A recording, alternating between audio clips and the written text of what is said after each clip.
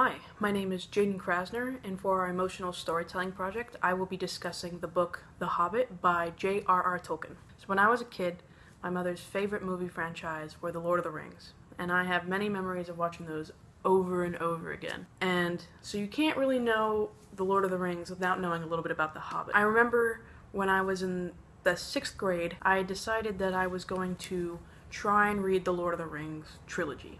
And if you've ever read those books, you know that they are not easy to read.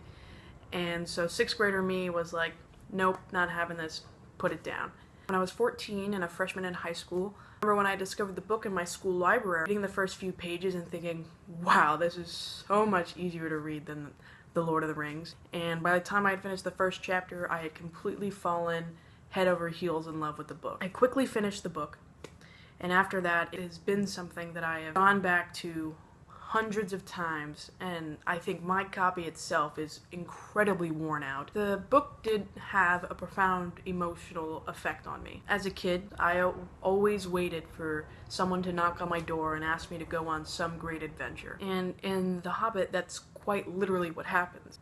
It's people coming to Bilbo's home, knocking on his door, and asking him to go on this incredibly dangerous mission that's most likely going to get him killed so that they could recover their long-lost home. And Bilbo, at first, says no multiple times, or when he wakes up the next morning and discovers he's been left behind, he is overcome with the sense to rush after them and follow them on this insane journey. And I love that because it shows that not all heroes are ready to jump in the fray, that sometimes they need a little nudge. And I also love that throughout the whole novel, no matter whether they're facing something dangerous or they're just lying around by a campfire, all Bilbo can think about is getting back home to his armchair by the fire with a hot meal. Even though I always had this insane sense of adventure, I love my home and I love where I'm from, and I couldn't ever think about staying away from there for a long period of time. It showed that, again, not all heroes are the same. They don't all just want to go on an adventure and keep adventuring. Bilbo wanted to go home more than anything. From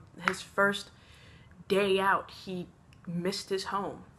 And that made it really relatable for me because I knew that no matter what adventure I'd go on, I'd miss home. The Hobbit is my favorite book because there's so much adventure. I mean, it's so much that when they decided to make it into a film, they had to split up into 3 different films. When you read the book and you go through one adventure, for example, the first adventure they go through is they encounter a bunch of trolls in the woods, and that whole encounter takes up a few chapters. And by the time you get to it, you're already filled with that sense of satisfaction, and you have the knowledge that there's still more to go through. And that's what every few chapters are like. This work inspires me for the same reason that it's my favorite, because it's back-to-back action, it's back-to-back stories. It feels like you never stop adventuring, and there's never ever a dull moment in the whole book. Most people will try to tell you, don't put too much into one story because you don't want to overwhelm your audience. But J.R.R. Tolkien just takes that whole idea and just throws it out the window, and he's like, you know what? I'm going to literally put as many adventures into this one story as I possibly can, because it really just gives any reader the sense of satisfaction that you went through just as much as they did, because you were there for every single one of these insanely dangerous but also incredibly fascinating adventures.